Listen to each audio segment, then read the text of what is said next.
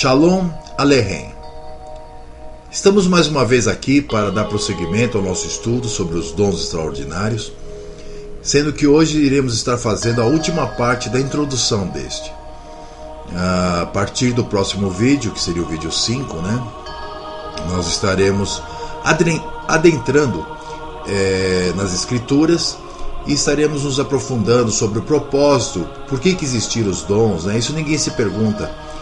Apenas dizem que existem os dons, mas o propósito, por que Yahvé deu esses dons, por intermédio do Santo Espírito dele, para algumas pessoas no primeiro século, Qual era o motivo, qual era o propósito de Yahvé com esses dons? Então nós vamos estar estudando sobre isso. Eu pediria que você pegasse a tua versão da Bíblia, que você tem aí, a sua cópia, para que a gente pudesse começar a ler juntos alguns textos. Abra sua Bíblia no capítulo 7 do livro de Mateus, dos versículos 15 ao 23, para que possamos ler juntos. Que nos diz assim esses versículos: Acautelai-vos, porém, dos falsos profetas, que vêm até vós vestidos como ovelhas, mas interiormente são lobos devoradores.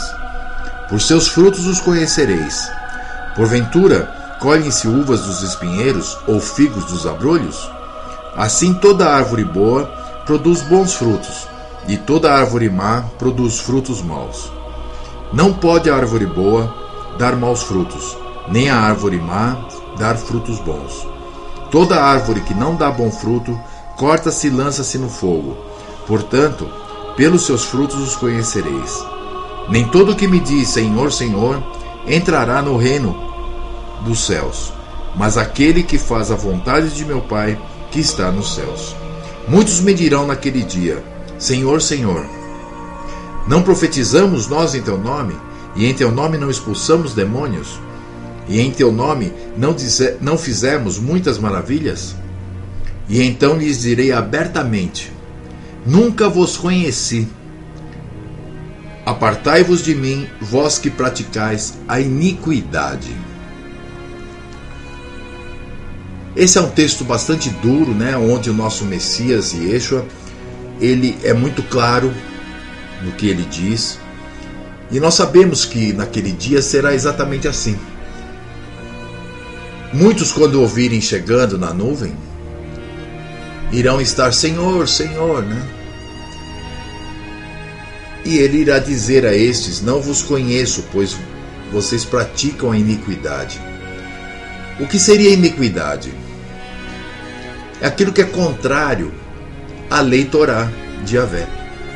Iniquidade é desobediência à lei, que gera o pecado. Então essas pessoas todas que estarão gritando Senhor, Senhor, com certeza frequentaram, talvez durante muitos anos, igrejas da cristandade, onde aprenderam que o Senhor retornaria, onde aprenderam que Ele viria com seus anjos nas nuvens. E ao vê-lo, estarão clamando por Ele. Mas observe que Ele diz que essas pessoas, elas irão dizer a Ele algo muito importante, Antes que Ele diga que elas praticam o que é iniquidade, no versículo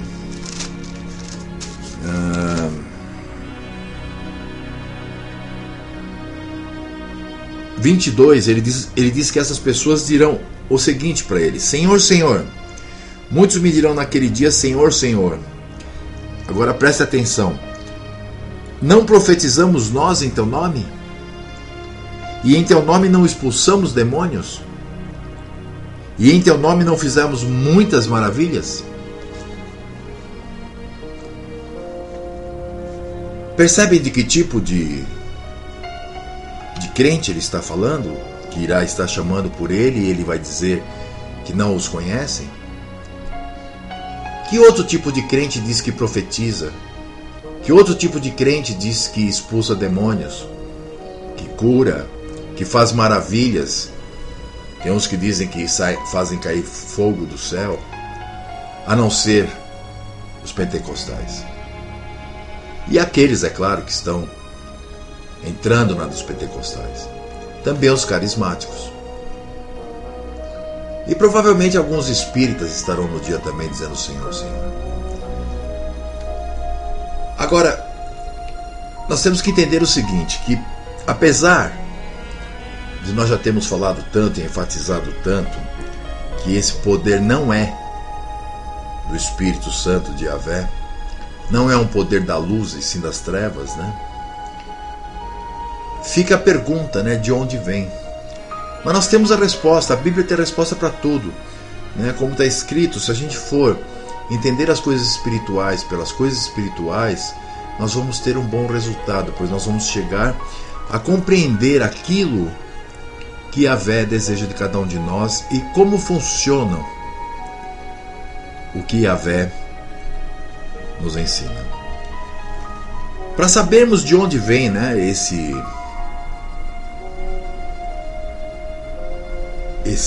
poder, nós vamos ler na carta do apóstolo Paulo aos Tessalonicenses, a segunda carta, no capítulo 2, os versículos de 9 a 12.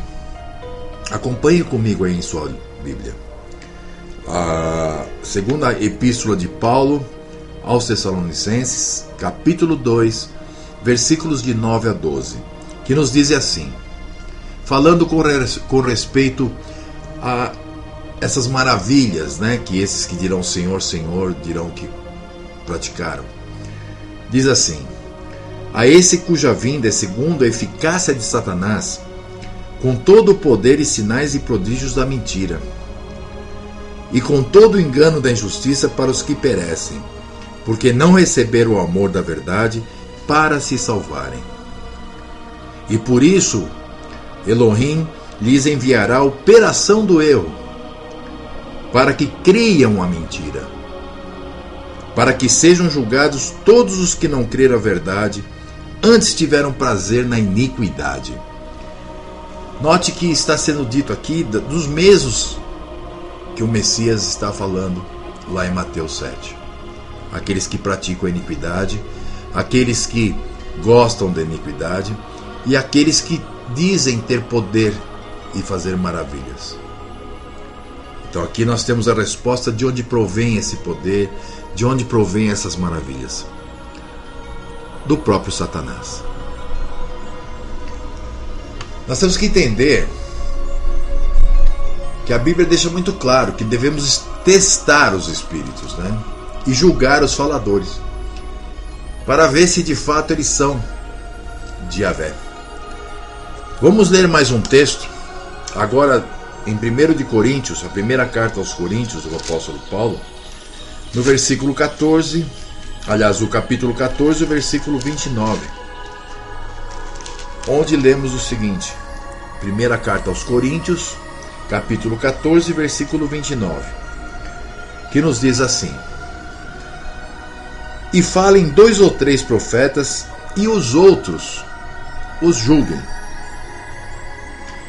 Observe, isso naquele tempo, quando não existia a palavra de Deus, quando as pessoas tinham que revelar o conhecimento de Deus por intermédio da profecia.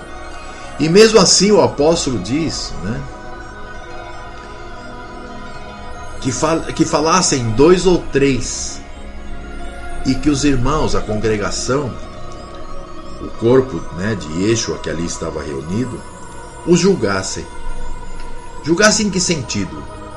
Para ver se o que eles diziam era verdade. Por quê? Porque o apóstolo Paulo sempre soube que existe a influência maligna dentro da igreja, dentro da congregação dos santos. Assim como nós tivemos um Judas entre os 12 apóstolos, em toda a congregação nós temos o joio. O próprio Messias e Yeshua nos disse, não disse, que era para deixarmos crescer junto o joio e o trigo, que quando ele retornasse com seus anjos, então faria a ceifa e pegaria primeiro o joio e jogaria na fornalha, e depois o trigo e guardaria em seu armazém. Então nós percebemos que as igrejas estão caindo, né, nos últimos dias nas presas de demônios. Porque você entra numa igreja, vem lá uma tiazinha, vem lá um tiozinho, vem alguém lá. Aí eu tenho uma palavra de Deus para você. É capaz de você fazer uma viagem e vai de carro, já estou vendo a chave do seu carro. Olha, vai vir algum problema. É tipo mesmo aquelas cartomantes, né? Aquelas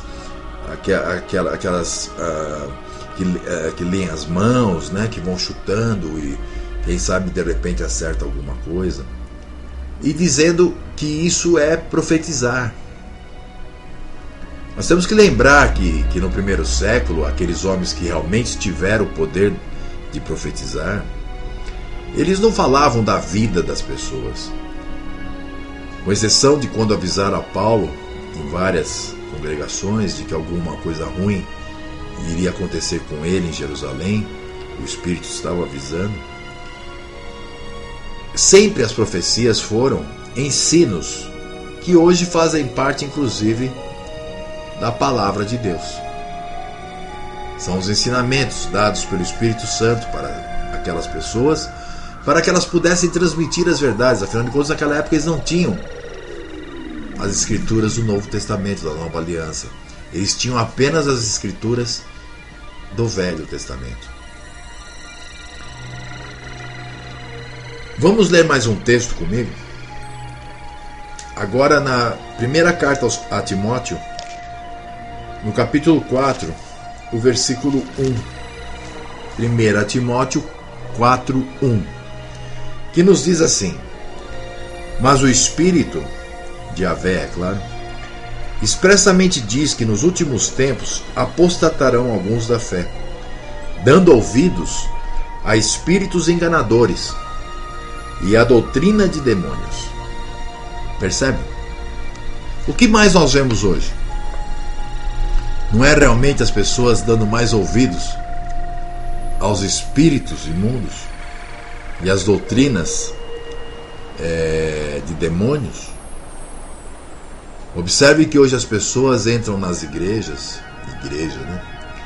Sim, eclésias, e se reúnem para justamente fazer aquilo que é contrário à vontade de Elohim. Por isso, tanto Elohim os entregou para amarem a iniquidade, como o próprio Yeshua diz para aqueles que estão falando Senhor, Senhor. Ele diz: não vos conheço, apartai-vos de mim, vós que praticais a iniquidade.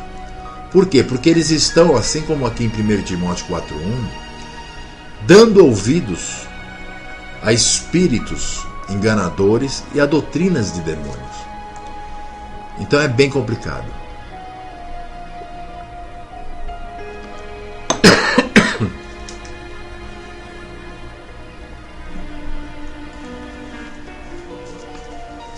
Nós sabemos que as línguas se tornaram muito populares em todas essas seitas pentecostais, né? E existe uma razão básica para isso, né? Que é uma fome espiritual. As pessoas buscam, elas querem saber. Elas estão em busca de um livramento, né? Esses perdidos todos que estão dentro dessas igrejas, né? Eles estão em busca de um livramento da sua própria culpa, do seu próprio pecado. Eles estão buscando a salvação que ofereça tudo o que eles querem, mas a um custo muito baixo. Eles acham que ir a uma denominação dessas religiosas uma vez por semana, ouvir o pastor, falar em línguas, coisas do tipo, profetizar lá dentro, é a chave para a salvação deles. Nós temos que entender que o mundo, né, em que nós vivemos, ele tem muito pouco para oferecer de que seja duradouro. E a sociedade é fria e indiferente, né? Os mundanos são frios e indiferentes.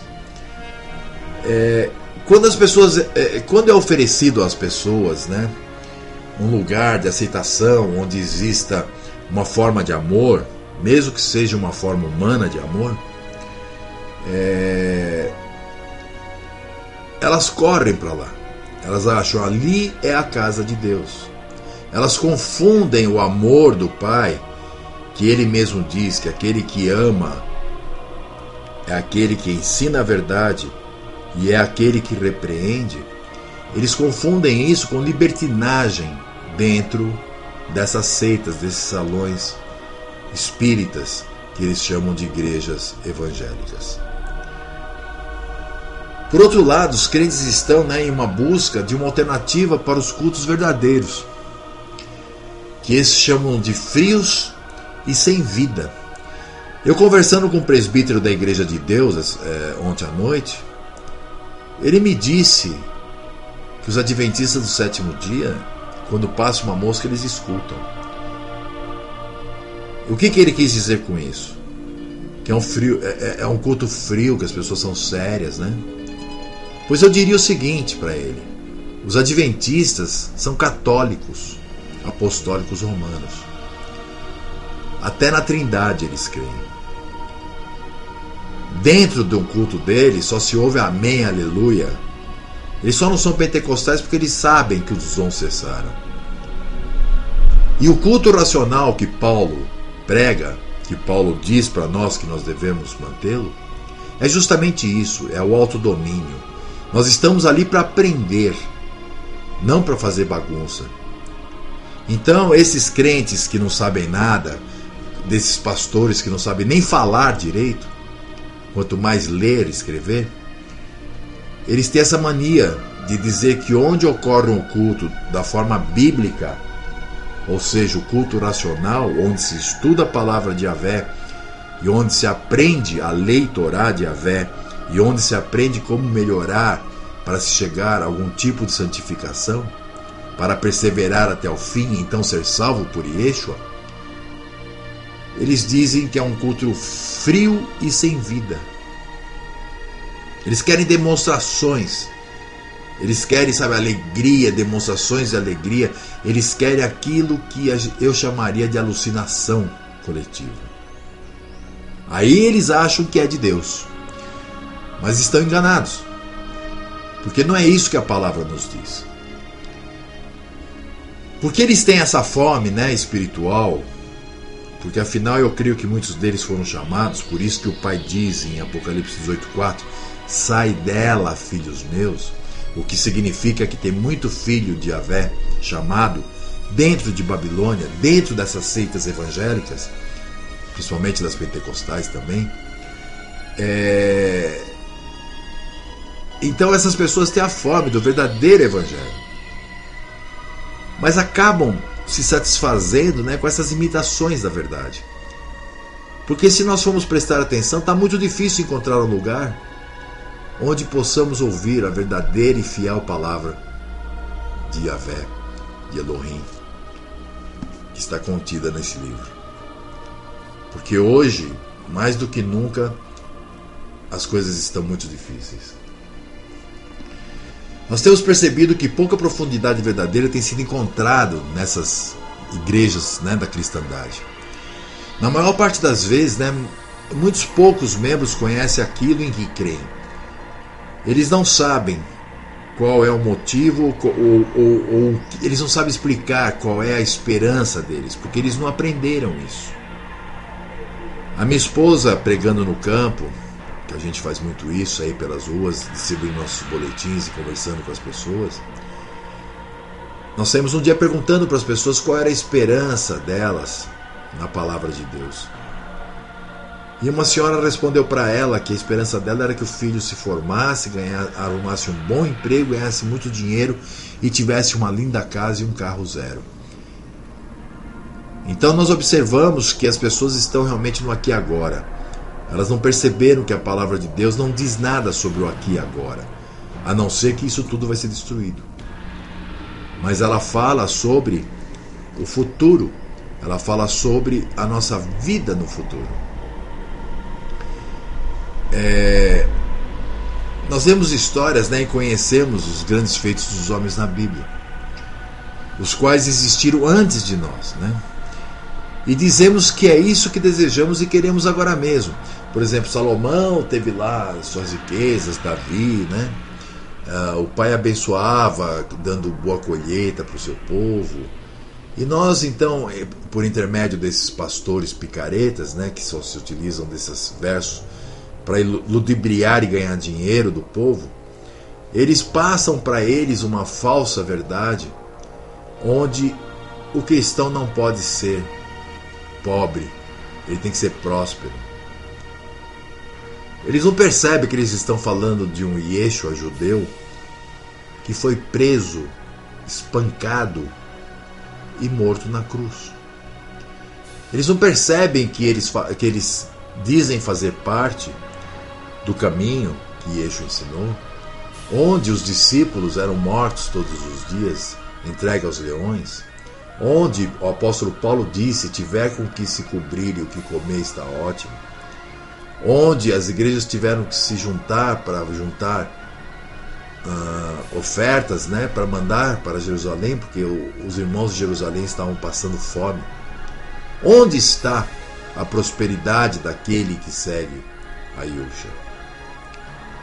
Percebe, meus irmãos? Então, como nós devemos responder a tudo isso, né? Eu creio que a resposta é encontrada no modelo de Paulo, né? Os perdidos deveria ser apresentado o Evangelho. Aos eleitos devia ser apresentada a verdade em amor.